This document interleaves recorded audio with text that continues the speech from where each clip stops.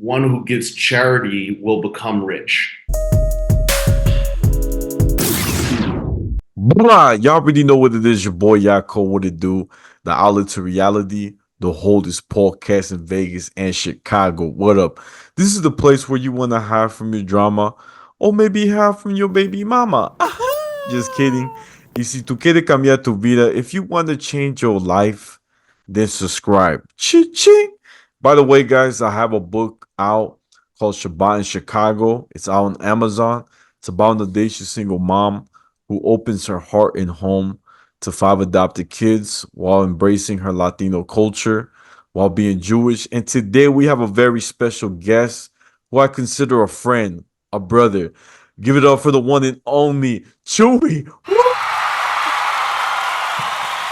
Yaakov, I love you so much. It's unbelievable. You are amazing. One of a kind. Thank you for having me. Thank you for taking the time. Of course, brother. It's an honor. You don't understand. Look, I do want to share a little something. Before we get started, for the first time yesterday, I went to my first VGK game. For those who don't know, the Golden Knights, that's our team for Vegas, and we played, and it was so cool. We played against the Kings, even though we lost. Just the experience I've never faced, where it felt like a concert the entire time. When we scored, you have the fog machine and you got the lights, the like it was so cool to witness and to see everybody involved and feeling like they were a part of something. It was just amazing. I've never seen so many cheerleaders on every corner, like by the stairs. That was wild, man. I think my glasses got a little foggy, but it was so intense. I was so one of the best moments of my life, brother. What about you? I've seen a lot where your family goes to, the hockey games, right? To the VGK. Can you tell us like your experience as well, brother? Yeah, absolutely. So whether it's the Knights or I personally, I'm more of a basketball guy myself. So for example, I went to an NBA Finals game this past year in Boston. Incredible, incredible experience. I mean, there was a lot of anti-Semitism, by the way, outside of the arena. I went with my younger brother, and this is a NBA Finals game. So very the Boston fans in general are very passionate, but it's on the biggest stage, and with everything going on in Israel with the war, so there were these vicious, brutal like signs and crowds because there are tons and thousands of people there. So it's a good place to send out a message. And I'm not proud of it. I'm not proud of it, but I'll share. I'll be open. I know I love the honesty. My brother turns to me and says, maybe we should, take off our yarmulke because there's so much like hatred here. So we took it off while we were going past this, mob scene. And we were going, and it was interesting. We were even cheering for the other team because we're Lakers fans, and Lakers, have a rivalry with Boston. But even once we were doing that, like people were really getting into it and vicious, and we cheered for one, and then they gave us kind of cursed us out a little bit. So anyways, we just ended up cheering for the Celtics, went along with the crowd. But yeah, I mean, throughout my lifetime, it's there's nothing better than a good beer, at a sports game. It's whether it's that baseball, football. Yes. Wow, brother. I did not know that. That's sad that happened, man. I think that, we shouldn't be afraid to show our faith, in any way. I think that people should, ask questions, get to know us, and I think that would break a lot of stereotypes or anything that I'm trying to get the right word, like the reason why a lot of people, I feel personally, they don't understand any group, not only Jewish, is because they don't do their homework. They don't do their research, or get to know somebody who's Jewish, or, I think that's a big help. And it's sad that that happened, brother.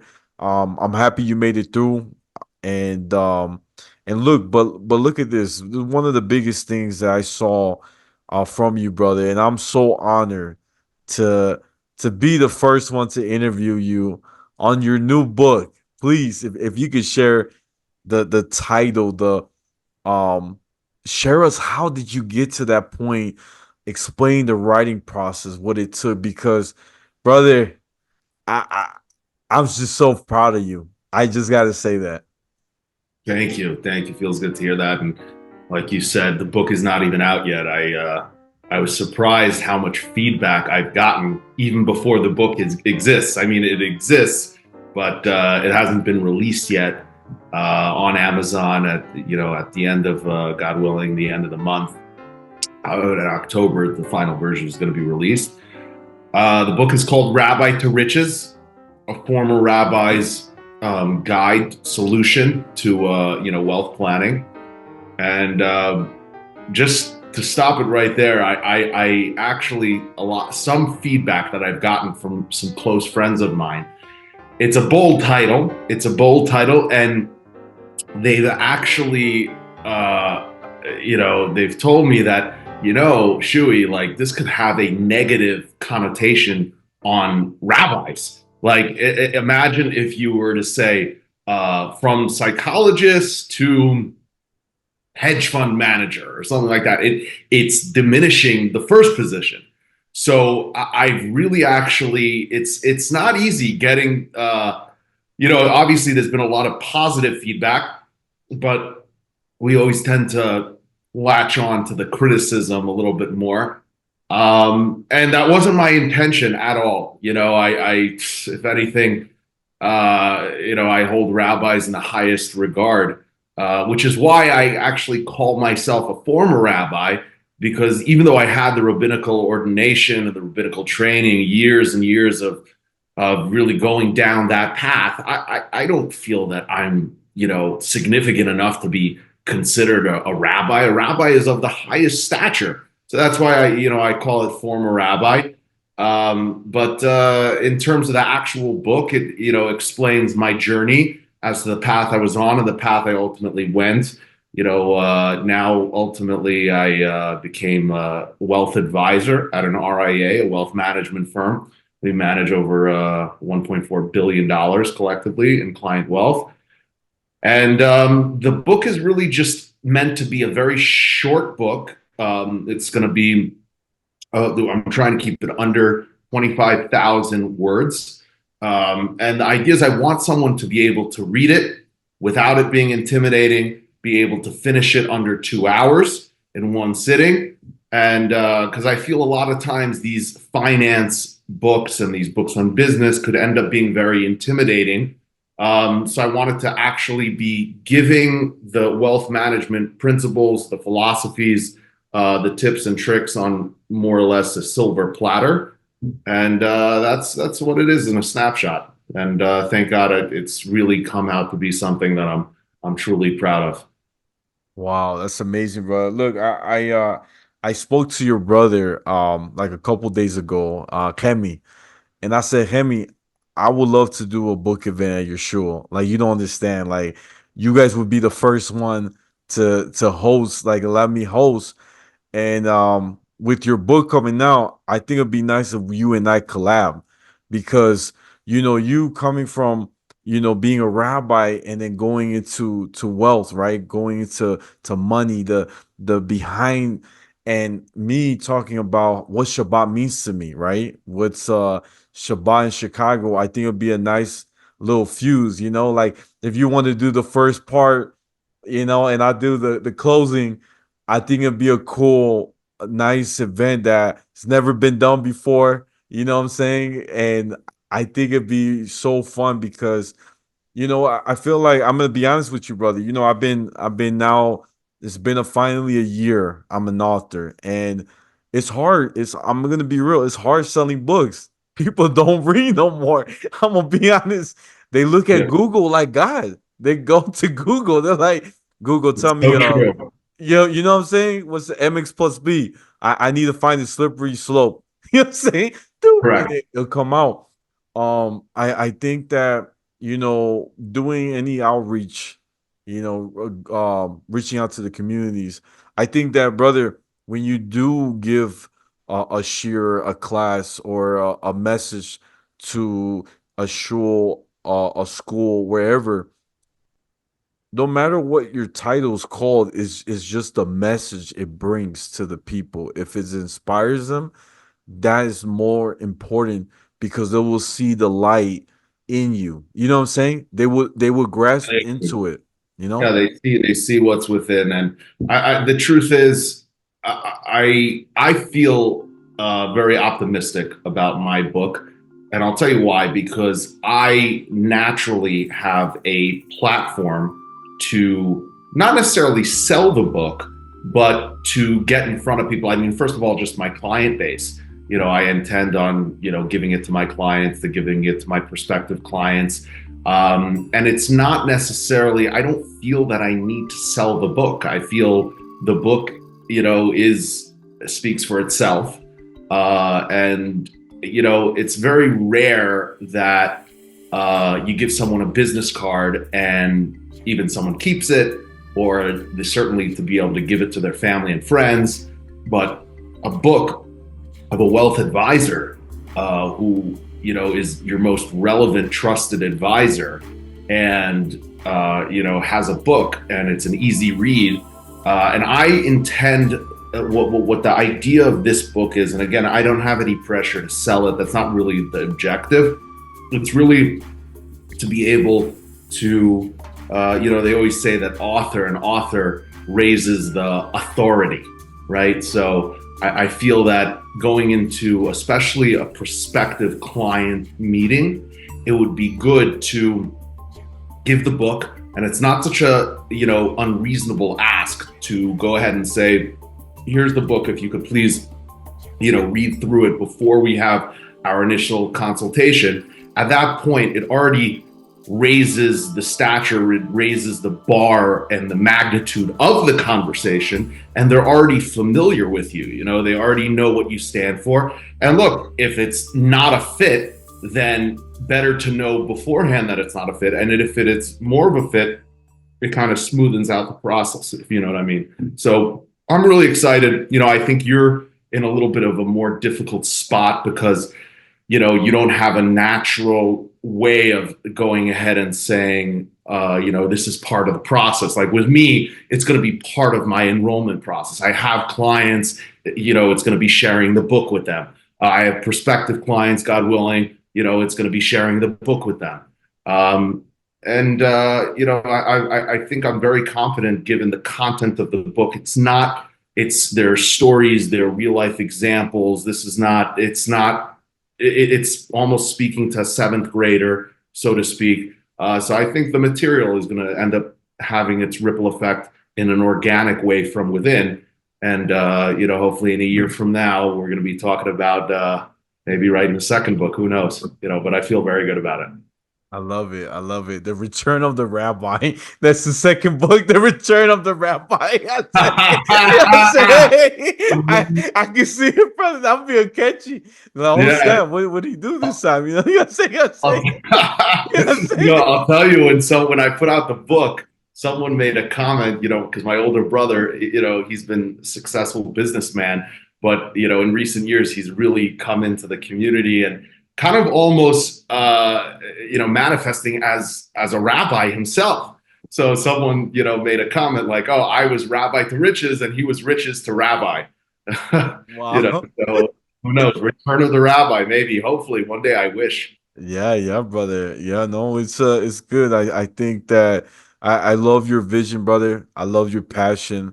I think this is great. And brother, please, can you tell us too, like how, like, when you were writing the book, right? Take us to those moments when you were writing it, and how did you get, because I know it happens all the time where we have writer's block, where we get stuck, right? What did you do to help you kind of move on from that, like, while you were writing? Excellent question. So thankfully for me, the content in the book was not something that I was unfamiliar with. I can't recall how many client meetings and presentations and question and answers and objections and dialogues that I've had about this material, whether it's wealth management, risk mitigation, legal services, business advisory, advanced tax planning. So the problem really wasn't formulating the content. It was more so just how to structure it in the book. And one of the reasons why I never wrote a book is because I'm not a writer. I'm a talker. But thankfully, with a microphone, or a lot of times I did it into my phone, and then I would speak it into my phone and structure the chapters that way. Yeah, and I think also just I was going into the book saying I don't want this to be just another how to retire or wealth planning for baby boomers. I really wanted to explain what differentiates me as an advisor from, I would say, other advisors. Yaakov, are you familiar with the red ocean, blue ocean concept? No, no, please, can you share it? I don't know. Sure. I So know about the blue pill and the red pill from the Matrix. That's all I can tell you. yeah, so I'll You know tell what I'm you saying? something that I talk about a little bit in the book. The red ocean is where the vast majority of the marketplace is, and the reason why it's called the red ocean, and it comes from a well-known book. This is not my own concept. It's a very cutthroat environment. That's why it's the red ocean. It's a very bloody place. You're fighting for market share, right? There's a certain amount of assets under management to be managed by advisor, and you're trying to undercut the other guy or say that I have a better product. So that's very red ocean.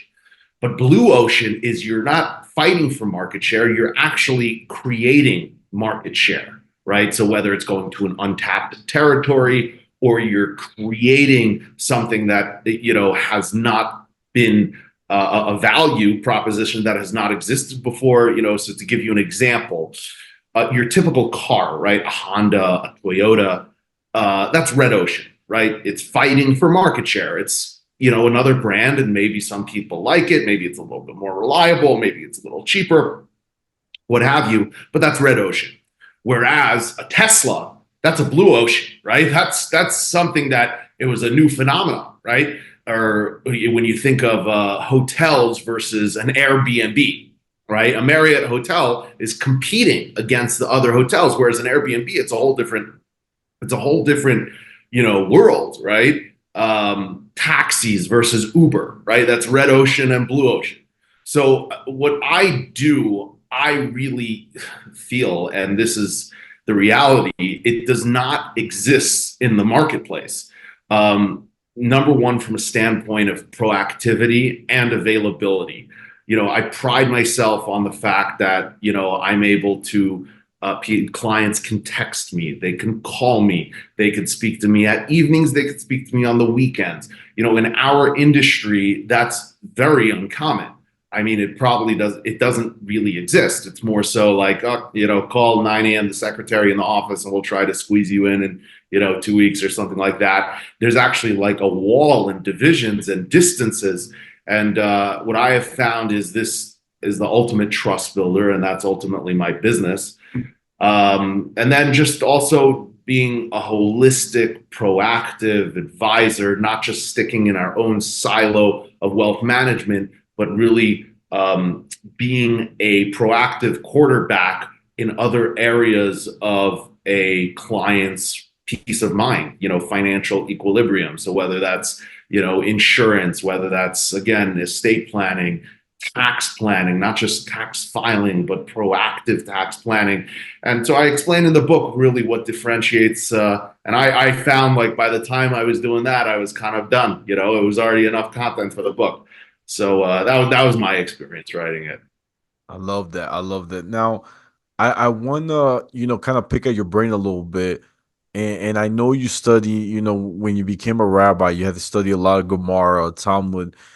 Can you share with us like any concepts that stood out to you when you study that has helped you with money wise and management? Like, because Gemara has a lot of disputing and a lot of back and forth. If you could share a little bit, because I know you know more than me, brother. For me, you're like a scholar to me, because I can Oh, only come I can on. only tell you one book. You know what I'm saying? I'm saying.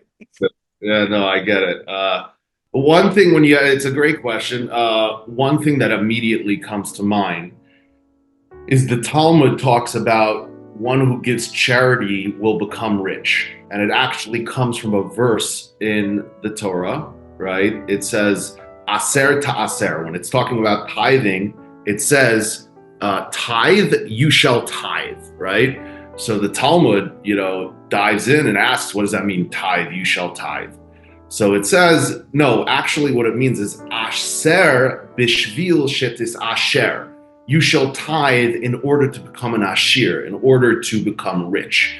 And there are various sources that expound upon this and say that, well, if you give a certain amount, then Hashem, God promises to give you, fivefold back or tenfold back, different sources, different opinions. But for sure, there's one source that, is not debatable. It says that God tells us, Ubechanuni na bezos, which means, please test me in this regard, which means, Yaakov, in any other regard in Judaism, you can't test God. You can't say, hey, God, I'm going to throw you a bone by keeping the Sabbath, and you throw me a bone by giving me good health, right? I'm going to go ahead and keep kosher, and you go ahead and give me, peace in the home, right? You can't do that. But by charity, he says, not only test me, but please, I want you to test me. Test me. If you give charity, you will see an abundance in the blessing. And one thing that I've seen in our practice is that people who give, they get. People who give away, not only are they happier, because when people are naturally thinking just about themselves and trying to be conservative and introverted and hoarding for themselves, a lot of times they end up just focusing on their own problems. Whereas if you give outward, you end up becoming much happier, but just clearly from a financial standpoint. And of course, it's true from the Torah, but just merely from a financial psychological standpoint, when people give and people expand themselves with charitable giving, and there are different strategic ways to do that are also much more tax advantageous, whether it's through a donor advised fund or appreciated stock or RMDs in order to minimize, taxable income. There are ways to do it. And this is something that we advise, on charitable planning. But you see clearly the correlation that it creates an abundant, more lucrative mindset. And I'll give you an example. We had a client about a month ago who really started to push themselves in the charitable arena.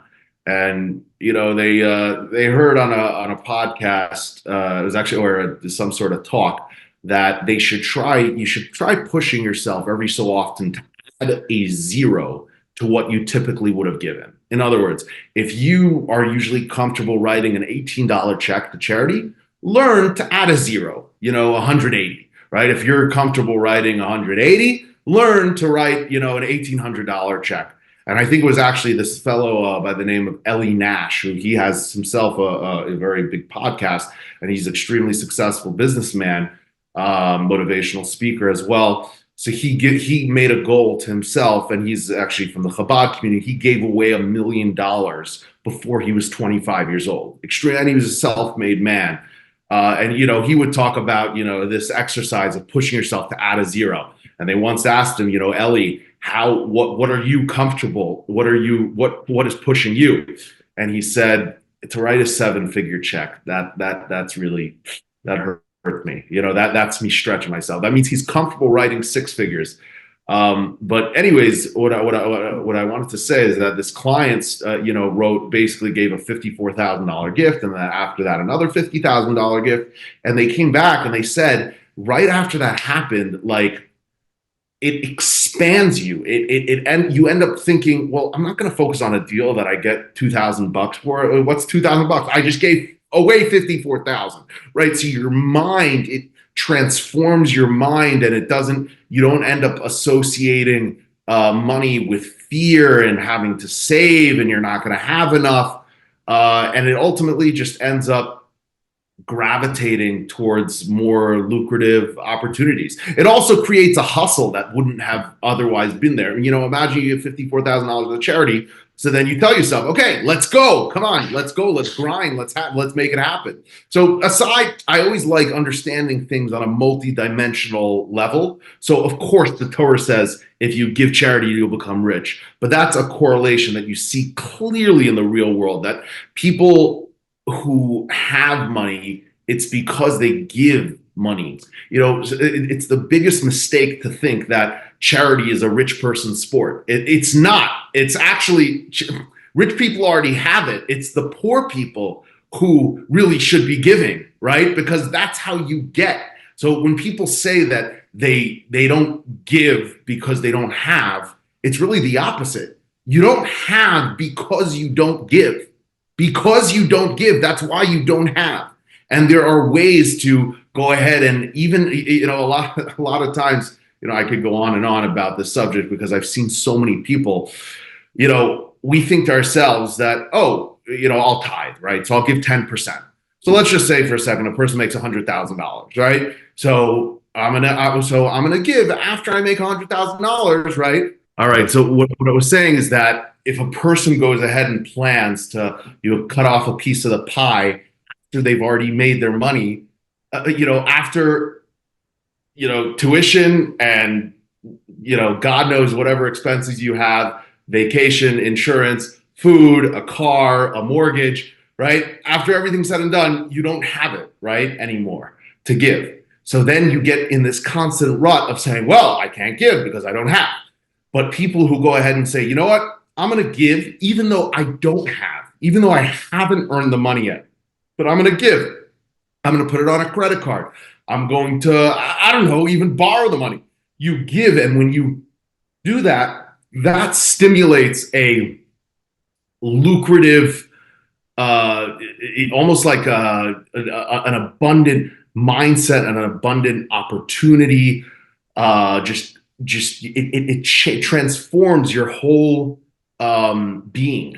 Okay, and so that's something that very clearly is correlated between. When you ask me, like, from being a rabbi, it always used to be, I would hear these rabbis get up there and talk about giving and talk about tzedakah, and I would learn the sources myself, but to see it in real time has a power that really that is unprecedented. Wow, I love that. You made me think of something that my rabbi did in Chicago. It goes to the word giving, right? I've my rabbi, he's Orthodox, Rabbi Deutsch from Chicago, and he would tell me for Hanukkah, he will never give like money to his grandkids or to his kids for Hanukkah. You know what he would give? Is a chumash, a brand new chumash. And I love that because he said this is what he said. He said a chumash, it will last forever, you know, in the good and the bad. If he's struggling, he'll have it. If he's happy, he'll have it. And he's like, this is a custom I do. Every family's different. And I love that because when I have kids, I kind of want to do that too, because it's a beautiful, because if not, look, if you think about it, if you let's say you give money, now it's kind of like you're treating Hanukkah like any other holiday, pretty much, or a birthday, you know? But it was so deep when he said that because I think he's right. A Chumash, a Torah, it's so like it's so ancient and it has so many of like the most basic principles, but that can apply today. You know what I'm saying? And it goes back to, like you said, giving, right? He's teaching his kids, look, this for you, like this is a sign of giving. But and I also believe too, like it's always good when you give and you don't expect return. Because when you expect a return from someone, a fellow friend, fellow brother or sister, whoever, then it becomes a transaction. So I always say, if you really want to, you really want to know who's your real friend, is when you give something to them and you never expect something back. But if you do something for me, right? Oh, I know I gotta give something back. Like you could tell the difference from their actions. But I'm with you 100%, brother. I think giving is it has a lot of power, right? It has to do as well when you do it from the heart. It has to do with chesed, with kindness. Has to do with authenticity, being real, authentic. I think that's when you know this is real. Yeah, it's so true. It's another piece of wisdom which is just amazing that comes from the Torah, but you see it in real life is that the Hebrew word ahava, love, comes from the word yahiv, which means to give. And it's interesting, you would think to yourself, when you give, you're actually that should make you less happy, right? Think about, for example, parents and children. Children are on the receiving end. Parents are giving away. So I would think that parents who are giving away, maybe that should make them frustrated, that should build resentment, that should build anger. Whereas the kids should love the parents so much more than the parents love them because they're constantly taking and getting and getting. But the reality is that what cultivates love is through the giving. When you give and you give and you give again, even when it's hard and it's difficult and it's expensive and you're sacrificing, that's actually it's counterintuitive because logic is you're giving away money, you're going to have less money. You're giving away your time, you're going to have less time. You're giving away your resources, right? You're going to have less, it's going to hurt you. No, it actually that even though logically it doesn't make sense, but it comes from the Torah, but it also you see it in real life, and it really works. It really works. It's just something like that, It's something, and that's what I try to talk about in the book. Parallels that I've learned from being in the rabbinate and the rabbinical trading, how that has translated into being a wealth advisor and dealing with people's most private aspect of their life, which is their money. Wow. Dude, that was deep. Oh, I love that. I love that. I'm gonna start using that, brother. That was just so deep. I already got the chills, man. I got the chills. Use But it. look, brother. Like I said, it's an honor that you're here. I can't wait when the book comes out. Please let me know. Um, Guys, this is the Outlet to Reality, the oldest podcast in Vegas and Chicago. Don't forget to like, share, comment, and subscribe. Ching! Y'all know where to find me. I'm on Instagram, YouTube, Spotify, the Outlet to Reality, and my Snapchat's Take One Pass It. And brother, where can my fans find you? So you can find me on LinkedIn. You can email me sw@rvwwealth.com. That's Rip Van Winkle wealth.com. And I love something else I pride myself on is giving out my number, 702-371-2547. And reach out to me directly and would love to be in touch with anyone.